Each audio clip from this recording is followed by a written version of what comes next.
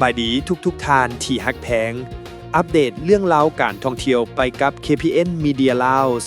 มื้อนี้เราจะพาไปพบกับการท่องเที่ยวในอุทยานแห่งชาติหินน้ำนอที่แขวงคำมวนหินน้ำนอ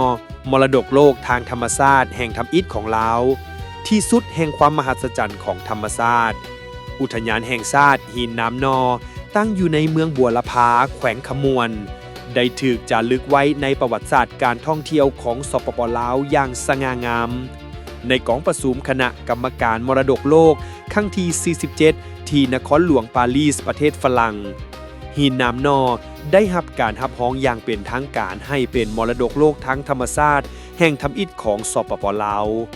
การรับรองในครั้งนี้บ่เพียงแต่เป็นความภาคภูมิใจของชาติแต่ยังเป็นการยืนยันถึงคุณค่าที่โดดเด่นระดับจักรวาลOUV ของผืนป่าแห่งนี้หินน้ำนอได้กลายเป็นพื้นที่มรดกโลกแบบห่วมซ้ายแดนกับอุทยานแห่งชาติฟ้องหยาเกบังที่เป็นมรดกโลกทางธรรมชาติของสส.เวียดนามซึ่งเป็นการเปิดประตูสู่การท่องเที่ยวเชื่อมต่อระหว่างสองประเทศคุณค่าที่โดดเด่นระดับจักรวาลของหินน้ำนอการเดินทางสู่หินน้ำนอแม่นการเดินทางสู่ใจกลางของโลกธรรมชาติที่บ่มีไผเทียบได้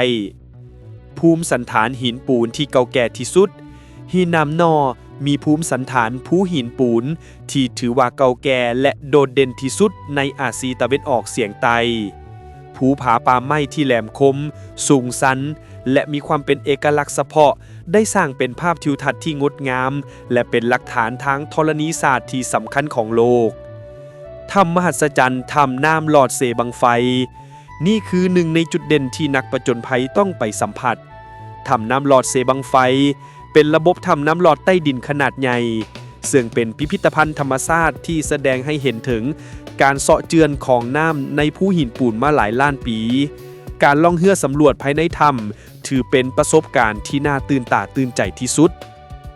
แหล่งที่อยู่อาศัยของสัตว์ที่หายากหินน้ำนอเป็นดินแดนที่อุดมสมบูรณ์ทางชีวนานาพันธุ์และเป็นสวรรค์ของสัตว์ป่าที่ใกล้สูญพันธุ์ท่านอาจจะโชคดีได้พบเห็นนกกกคอคำคายุหรือนูหินลาวสัตว์ที่เคยคิดว่าสูญพันธุ์ไปแล้วทนี้แก้มขาวถิ่นไตวางแผนการเดินทางของท่านหินน้ำนอเป็นจุดหมายปลายทางสำหรับนักท่องเที่ยวที่ฮักในธรรมชาติการผจญภัยและการศึกษาทางด้านธรณีศาสตร์ที่ตั้งเมืองบัวละพาแขวงคำมวน